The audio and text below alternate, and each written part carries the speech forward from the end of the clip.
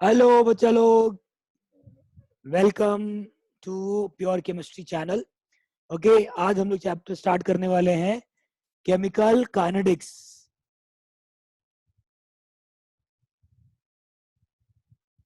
Chemical kinetics physical chemistry का एक chapter है children, one of the chapter of physical chemistry, chemical kinetics. Okay, अगर बात करें चैप्टर के नाम के बारे में चिल्ड्रन, तो केमिकल तो हम लोग को पता ही है। The reagent which we use in our laboratory are what are chemicals. Okay, the reagent which we use in laboratory which we use in lab. Okay, and the kinetic is what is a Greek word derived from the word kinesis, जिसका मतलब है movement. Okay, तो इस chapter में हम लोग क्या पढ़ेंगे चिल्ड्रन? ओके, केमिकल रिएजेंट के मूवमेंट के बारे में। ओके, मोशन के बारे में हम लोग इस चैप्टर में पढ़ने वाले। ओके, लेकिन चिल्ड्रन किसी भी रिएक्शन को समझने के लिए हम लोग को उस रिएक्शन के बारे में तीन बातें मालूम होनी चाहिए। Three characteristic of that reaction we should know children, and वो क्या है? Let's see three characteristic of a chemical reaction. Let's see क्या है।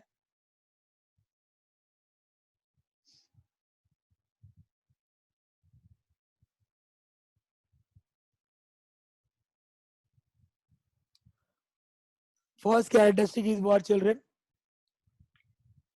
Feasibility of a reaction. मतलब क्या? फिजिबिलिटी ऑफ रिएक्शन मतलब रिएक्शन फिजिबल है या नहीं, रिएक्शन होगा या नहीं होगा, ये हम लोग को मालूम होना चाहिए चिल्ड्रन। ओके, और ये बात रिएक्शन होगा या नहीं होगा, भाई रिएक्शन रख दिया, मालूम तो होना चाहिए ना कि भाई वो रिएक्शन आगे बढ़ेगा कि नहीं बढ़ेगा। जैसे रखा वैसे ही पड़ा हुआ है, मतलब नहीं ना चल रहा है ऐसे रिएक्शन को कैरी आउट करके। तो रिएक्शन होगा या नहीं होगा, रिएक्शन फिजिबल है या नहीं है, ये हम लोग को एक्सप्लेन करता है chapter thermodynamics.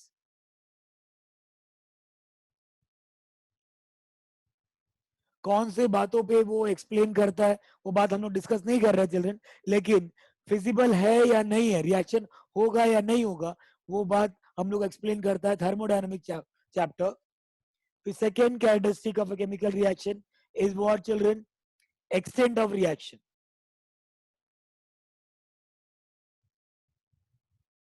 Extent of reaction मतलब रिएक्शन का हद क्या है, लिमिट क्या है, कहां तक वो पॉसिबल है। पहला बात समझ गया, रिएक्शन होगा या नहीं होगा, लेकिन दूसरा कितना तक होगा, कितना प्रोडक्ट बनेगा। कभी कभी हम लोग सुनते हैं भाई 37% प्रोडक्ट बना, 99.99% प्रोडक्ट बना, तो कितना बनेगा, उसका लिमिट क्या है, हद क्या है, वो हम लोग एक्सप्लेन करता है chapter chemical equilibrium. Chemical equilibrium chapter हम लोग एक्सप्लेन करेगा कि रिएक्शन का हद कितना है, लिमिट कितना है। Okay, third, the most important characteristic of a chemical reaction, that is what children? Rate of reaction.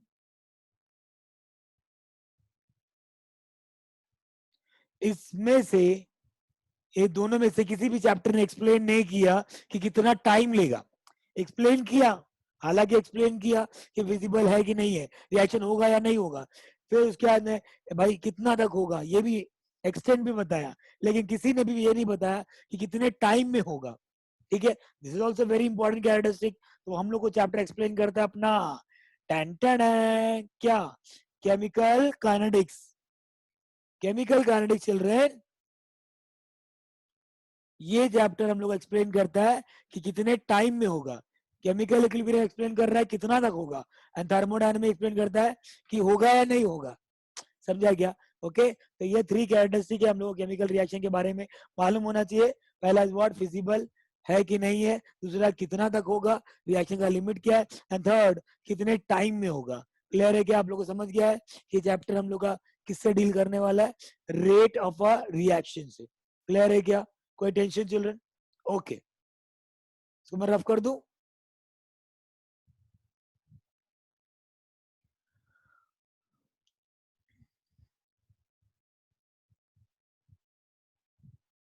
Okay, हम लोग को समझ गया कि भाई ये चैप्टर हम लोग किससे डील करने वाले, बराबर, रेट ऑफ रिएक्शन का। लेकिन चिल्ड्रन पहली बात तो हमको ये भी मालूम होना चाहिए कि रेट तो निकालेंगे हम लोग, लेकिन कौन से टाइप का रिएक्शन का रेट निकालेंगे। तो पहला देख लेते टाइप्स ऑफ रिएक्शन, क्योंकि रिएक्शन के भी बहुत टाइप होंगे, लेकिन कुछ टाइप हम लोग को यहाँ पे हम लोग डिस्कस करने वाले। पहला चिल्ड्रन आपने देखा रहेगा, reaction of carbon plus oxygen forming carbon dioxide. लेकिन चिल्ड्रन अभी ये reaction carbon plus oxygen giving you carbon dioxide reaction possible है, लेकिन कितना टाइम लेगा। लेके बैठ गए कार्बन ऑक्सीजन, भाई होगा, अब होगा, अब होगा, अब होगा, भाई हफ्ता महीना इधर साल बीतने को आ गया रिएक्शन होने के लिए। तो रिएक्शन बहुत ही क्या है, चलो एक बहुत सिंपल सा एग्जांपल लेते, rusting of iron.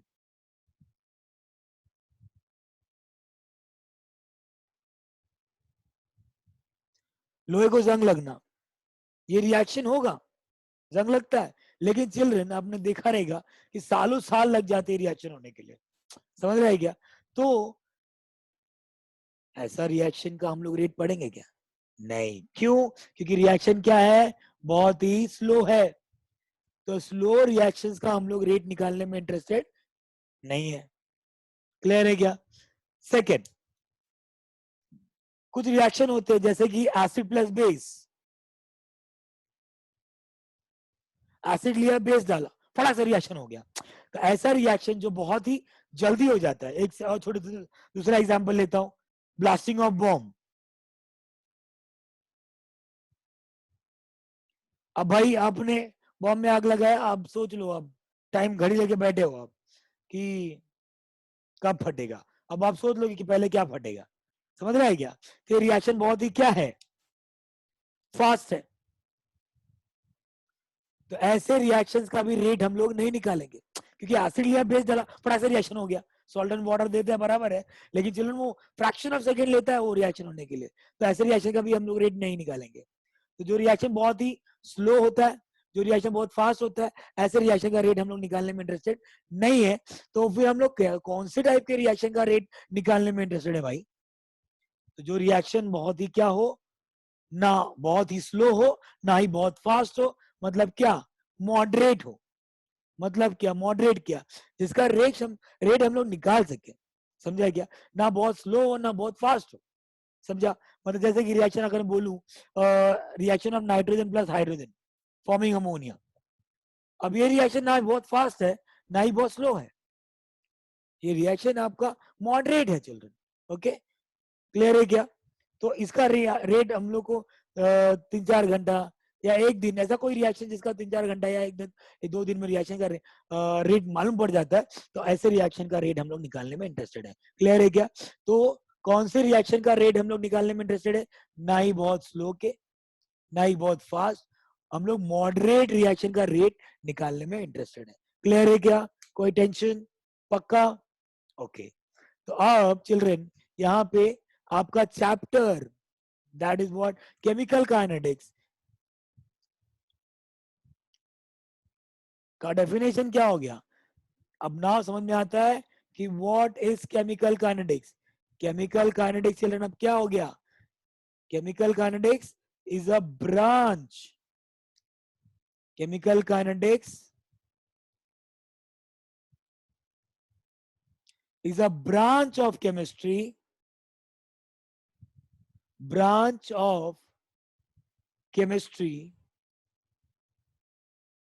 which deals with what, first rate of reaction,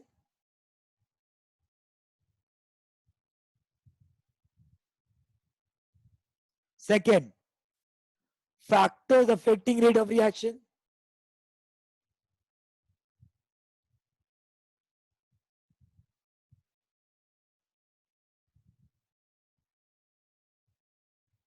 and third mechanism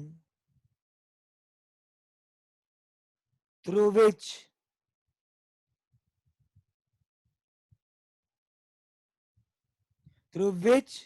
the reaction take place.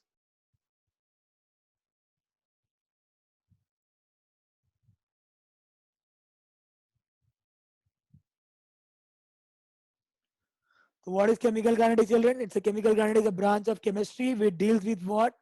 Which deals with rate of reaction, factors affecting rate of reaction, and the mechanism through which my change occur या through which my reaction take place. Clear है क्या? This is what chemical kinetics. अब आपके syllabus की बात करें children, आपका जो 12th का सिलेबस है, स्टेट बोर्ड का सिलेबस है, ओके, वो रेट ऑफ रिएक्शन से डील करता है, okay, mechanism through which my reaction take place इससे भी डील करेगा, लेकिन factors affecting rate of reaction ये आपके सिलेबस में नहीं है, ओके। तो आपके ये स्टेट बोर्ड के सिलेबस में नहीं है, लेकिन आप कोई रेफरेंस बुक पढ़ते हो और केमिकल काइनेटिक्स का रेफर करते हो तो आप लोग को वहां पे देखने को मिलेगा। इसीलिए हम लोग बहुत शॉर्ट में factors affecting rate of reaction discuss करेंगे। क्लियर है क्या? बहुत शॉर्ट में चिल्ड्रन, ज्यादा नहीं है करके मैं ज्यादा डिटेल में नहीं जाऊंगा, लेकिन शॉर्ट में हम लोग इसको पढ़ लेते हैं। तो let's see the factors affecting rate of reaction.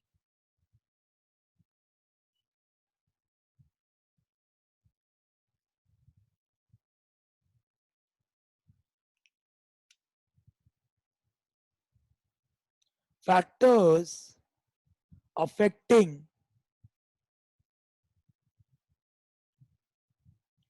rate of reaction.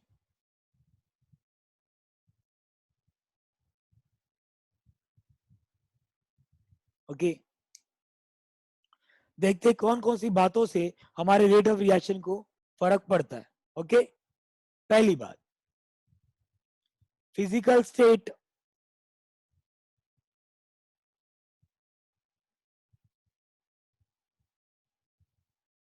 Physical state से फर्क पड़ता है। फिजिकल स्टेट मतलब क्या? आपका रिएक्टेंट जो है वो सॉलिड है, लिक्विड है, क्या है, उससे फर्क पड़ता है। क्लियर हो रहा है चिल्ड्रन? क्या बोला मैंने? Factors affecting rate of reaction में मैं बोला पहले physical state, physical state solid है, लिक्विड है, गैस है, उससे फर्क पड़ता है। आपको पता है चिल्ड्रन, अगर हम लोग डॉक्टर के पास जाए तो अगर वो भाई मेडिसिन खाने को देता है उसका इफेक्ट और इंजेक्शन लगाता है उसका इफेक्ट, देखो आपको मालूम है चिल्ड्रन कि इंजेक्शन से जल्दी इफेक्ट दिखता है। ओके, तो फिजिकल स्टेट से फर्क पड़ता है। ओके, तो next factor is what? Nature of reactant.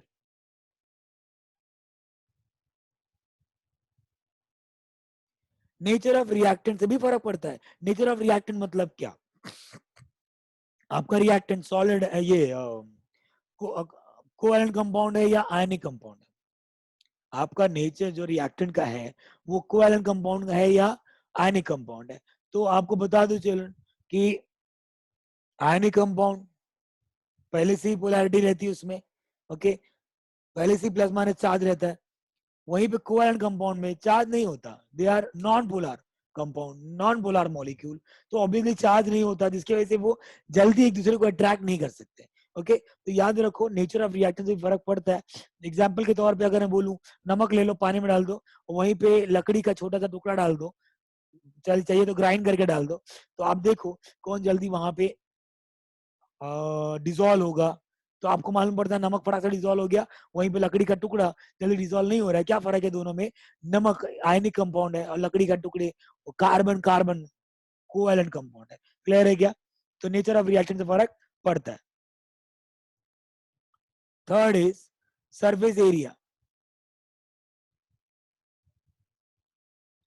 Surface area से फर्क पड़ता है मतलब क्या? जितना ज्यादा सरफेस एरिया रहेगा चिल्ड्रन, उतना ज्यादा वो रिएक्शन में पार्टिसिपेट करेगा। ओके, याद रखो सरफेस एरिया से भी फर्क पड़ता है। सरफेस एरिया जितना ज्यादा रहेगा उतना ज्यादा रिएक्शन होगा। जिसमें एग्जांपल के तौर पे बोलूं, एक चारकोल है, इतना अक्खा चारकोल है, और एक इतना ही बड़ा चारकोल जिसको ग्राइंड किया हम लोगों ने, ग्राइंड। तो अक्खा चारकोल और ग्राइंड चारकोल। अब मुझे बताओ, आपको पता होगा कि जो चारकोल है इट्स अ वाटर प्यूरिफायर, समझोगा, it's a water purifier. Okay, अब अक्खा चारकोल है, इसको यूज कर रहे हो आप वाटर प्यूरिफाई करने के लिए, और एक ग्राइंड किया हुआ चारकोल यूज कर रहे हो, दोनों फर्क क्या है? ओके, ग्राइंड चारकोल जो है वो ज्यादा पार्टिसिपेट करेगा कंपेयर टू अक्खा चारकोल। कैसे? ग्राइंड चारकोल, देखो जो अक्खा चारकोल होता है उसका इतना सरफेस एरिया होगा, तो इतना ही पार्टिसिपेट करेगा, लेकिन जो ग्राइंड किया हुआ रहता है उसका अंदर का सरफेस एरिया भी बाहर आ जाता है। सरफेस एरिया बढ़ गया, ये भी वाटर को प्यूरिफाई करेगा। हाँ, तो फिर सरफेस एरिया बढ़ने से क्या होता है, मतलब जब ग्राइंड किया आपने तो अंदर का सरफेस एरिया एक्सपोज हो गया और सरफेस एरिया बढ़ गया, ज्यादा सरफेस एरिया पार्टिसिपेट कर रहा है, ज्यादा रिएक्शन होगा। क्लियर है क्या? तो ये बातें यहाँ पे मैटर करती हैं। ओके, थर्ड हो गया। Let's C fourth one, intensity of light. मैं ज्यादा डिटेल में नहीं जा रहा हूँ चिल्ड्रन, लेकिन आपको शॉर्ट में बता दे रहा हूँ। इंटेंसिटी ऑफ लाइट मतलब क्या? कुछ रिएक्शन होते हैं जो भाई लाइट फेवरेबल होते हैं। जैसे अगर बात करूं, आपने पढ़ा रहेगा 11th में क्लोरिनेशन ऑफ मीथेन। ओके, तो वो जो रिएक्शन है वो हम लोग लाइट के प्रेजेंस में कैरी आउट करते हैं। तो देयर आर सम रिएक्शन, जैसे photosynthesis, plant prepare their own food, okay, in presence of light. तो चिल्ड्रन, लाइट जो है रेट ऑफ रिएक्शन को अफेक्ट करती है। ओके, तो कुछ रिएक्शन जो लाइट फेवरेबल होते हैं, ऑब्वियसली वो रिएक्शन में लाइट की इंटेंसिटी समझता है आपको? जैसे अभी 0 वॉट का है, 10 वॉट का है, 20 वॉट का है, 40 वॉट का है, तो जैसे लाइट का इंटेंसिटी बढ़ता है ना, ब्राइटनेस, वैसे ही यहाँ पे इंटेंसिटी ऑफ लाइट मैटर करता है। ओके, इंटेंसिटी मतलब समझ गया ना आपको? हाँ, तो इससे ही फर्क पड़ता है रेट ऑफ रिएक्शन। नेक्स्ट,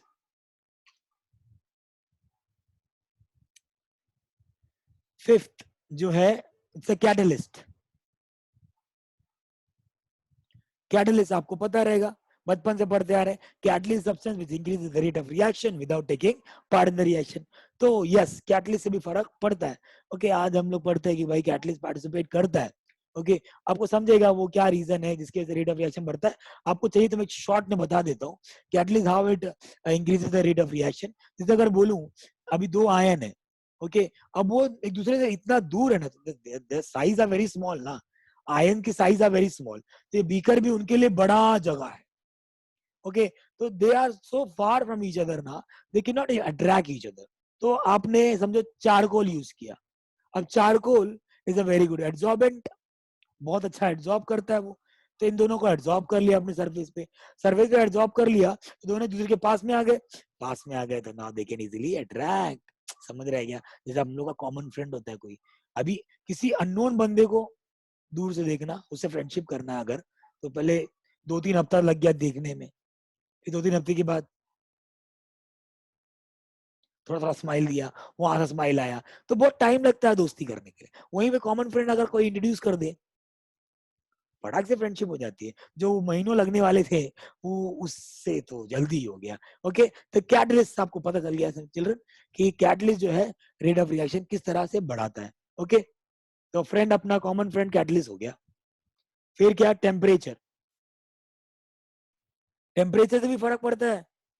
कैसे? अब देखो भाई, आपने कोई रिएक्शन रख दिया, अब वो टेम्परेचर सेंसिटिव रिएक्शन है। ओके, मतलब टेम्परेचर के प्रेजेंस में वो रिएक्शन ज्यादा होता है। अभी मैं ज्यादा डिटेल में नहीं जा रहा हूँ। ओके, तो वो कोई रिएक्शन है भाई जो हीट के प्रेजेंस में कैरी आउट होता है। अब बिना हीटिंग के रख दो रूम टेम्परेचर पे, आपको समझा, वो रिएक्शन होने में बहुत टाइम लगेगा। तो ऑब्वियसली वही टेम्परेचर आप अगर बढ़ा देते हो, ओके, या टेम्परेचर के प्रेजेंस में रिएक्शन कैरी आउट करते हो, तो रिएक्शन जल्दी हो जाएगा। तो इससे समझ में आता है। या अपना कॉमन एग्जांपल ले लो, मम्मी प्यार मोहब्बत से हम लोग को बोलती है, बच्चा जा पढ़ाई करना, बच्चा पढ़ाई करना, मेरा बेटा, मेरा सोना बच्चा, हाँ मम्मी जा रहा हूँ, मम्मी जा रहा हूँ, मम्मी जा रहा हूँ। और वही अगर एक जा रहा हूँ तुरंत चले जाएंगे, तो टेम्परेचर से रेट ऑफ रिएक्शन बढ़ता है। समझा क्या? Okay, last is what? Concentration. जितना ज्यादा कंसंट्रेशन उतना ज्यादा रिएक्टेंट प्रोडक्ट की तरफ बढ़ेगा। समझा क्या बोल रहा हूँ? रिएक्शन जितना ज्यादा कंसंट्रेशन उतना ज्यादा रेट ऑफ रिएक्शन। ओके, आपने देखा रहेगा जब ट्रेनों में गर्दियां बहुत ज्यादा होती हैं, तो ऑब्वियस है, जब एक समझो एक कॉमन प्लेटफॉर्म है, अब उसमें प्लेटफॉर्म 1 से भी ट्रेन आ रही है और 2 से भी, दोनों एक साथ में आ गई, अब दोनों का कॉमन प्लेटफॉर्म एक ही है, तो सीढ़ियों की तरफ, सीढ़ी जो यूज की जाती है बाहर निकलने के लिए, उसकी तरफ पब्लिक का एफर्ट क्या रहेगा, ज्यादा रहेगा कम रहेगा, या स्पीड क्या रहेगा, ज्यादा रहेगा कम रहेगा। ऑब्वियसली चिल्ड्रन शाम के टाइम पे हमको पता है कि भाई बहुत गर्दी होनी है, सुबह के टाइम पे बहुत गर्दी होने वाली है, और तो हम लोग जैसे ही ट्रेन से उतरे या भाग के हम लोग सीढ़ी क्रॉस करने को देखेंगे। क्यों? क्योंकि हमको पता है कि गर्दी बहुत हो जाएगी, तो यहाँ पे आधा घंटा या 15 मिनट या आधा घंटा निकल जाएगा। तो कुर्ला और दादर में मोस्ट प्रोबेबली ऐसा होता है, हम लोग ने देखा है। क्लियर है क्या? तो जितना ज्यादा कॉन्सेंट्रेशन उतना ज्यादा रेट ऑफ रिएक्शन, समझा है क्या? ओके, तो पब्लिक उतना ज्यादा आगे भागेगी। ओके, जितना कम। वही दोपहर में भाई खाली रहता है, जब भी दोस्त उतरा, भाई दूसरे बोगी में दोस्त है, उसके लिए रुके हम लोग। अबे अबे आया, कंधे पे हाथ रखा, चल आराम से निकल रहे। तो कॉन्सेंट्रेशन कम है।